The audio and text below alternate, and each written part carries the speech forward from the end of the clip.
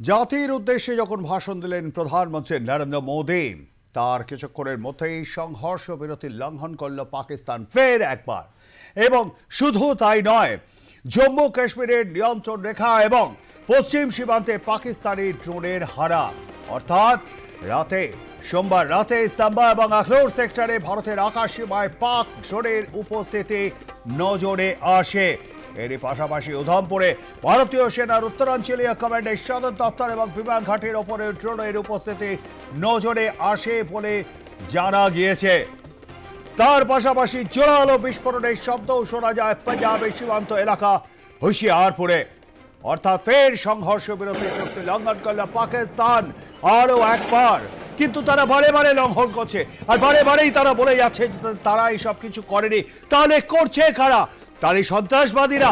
সেটাও তারা বলছে না যে না, সন্ত্রাসবাদীরা করছে, খালি আমরা নির্দোষ, এটাই তারা বিশ্বের দরবারে জানাতে চাইছে। কিন্তু আলটিমেটলি যা ছবি দেখা যাচ্ছে তাতে কিন্তু সেটা সম্ভব নয়। বিষয় আরো আপডেট জেনে নেবো, চলে যাবো নিউজ রুমে। রয়েছেন আমাদের প্রতিনিধি রেক পুরকায়স্থ। রেক, কি আপডেট খবর আছে? দেখো প্রবীরদা, বারে বারে বৈঠক হয়েছে কিন্তু পাকিস্তান একেবারেই বদলানোর নয়, তারা বদলাতে চাইছে না। তারা সংঘর্ষ বিরতির মানেটাই বুঝতে পারছে না যে সংঘর্ষ বিরতির মানে আসলে ঠিক কি। তাই গতকাল এত কিছুর পরে, এত বৈঠকের পরে প্রধানমন্ত্রী জাতির উদ্দেশ্যে ভাষণ দিলেন। তারপরেও ভারত পাকিস্তান লাগোয়া কাশ্মীরের আখনুর সেক্টর ও সাম্বা সেক্টরে সেখানে কিন্তু পাক ড্রোনের উপস্থিতি দেখতে পাওয়া যায়। এবং শুধু ড্রোনের উপস্থিতি নয়, সেই ড্রোনের উপস্থিতি দেখতে পাওয়া মাত্রই ভারতের এয়ার ডিফেন্স সিস্টেম সেই ড্রোনকে নিষ্ক্রিয় করে দেয়। এবং আজ সকালেই জানতে পারা যাচ্ছে যে সীমান্ত লাগোয়া একটি ফাঁকা জায়গায় সেই ড্রোনগুলোকে ডিফিউজ করা হয়। ডিফিউজ করার কাজও ইতিমধ্যেই সম্পন্ন হয়েছে।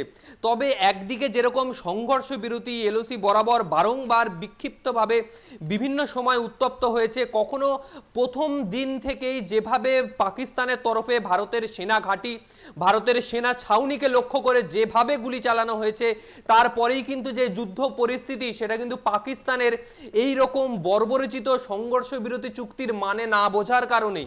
আর সেই কারণেই এত কিছুর পরে, এত বৈঠক, এত কিছুর পরেও কিন্তু পাকিস্তান তাদের যে অবস্থান তারা যে বুঝতে পারছে না আসলে ঠিক কি, সেটা কিন্তু জানিয়ে দিয়েছে। কারণ এই আবহের মধ্যেই প্রবীরদা জানিয়ে রাখবো যে ভারতীয় সেনার ডিজিএমও লেফটেন্যান্ট জেনারেল রাজীব ঘাই ও পাক সেনার ডিজিএমও লেফটেন্যান্ট জেনারেল কাসিফ আবদুল্লার সঙ্গে হটলাইনে কথা বলা হয়েছে যে সংঘর্ষ বিরতি নিয়ে।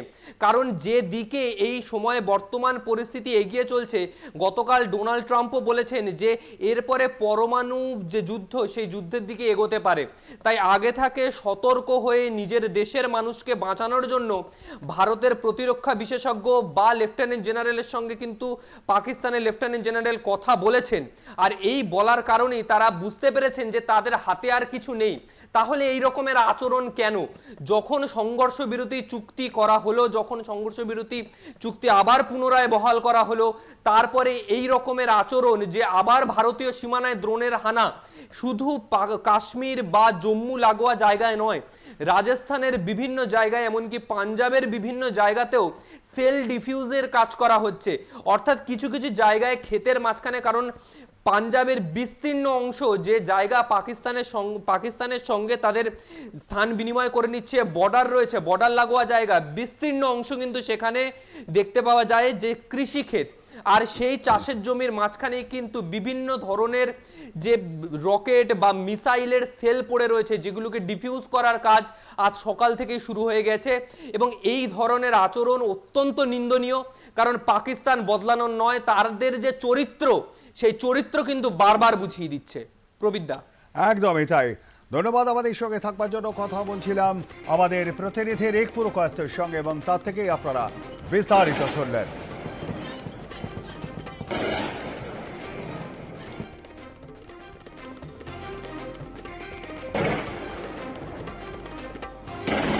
ফের হারা জম্মু কাশ্মীরের ইস্তাম্বা এবং আখরোর সেক্টরে ফের সংঘর্ষ বিরতি চুক্তি লঙ্ঘন করলো আরো একবার পাকিস্তান। সোমবার রাতেই তাদের হারা উধমপুর নর্থার্ন কমান্ডের সদর দপ্তরের সামনে বিস্ফোরণ প্রত্যাঘাত ভারতের এয়ার ডিফেন্স বাহিনীর তরফেও।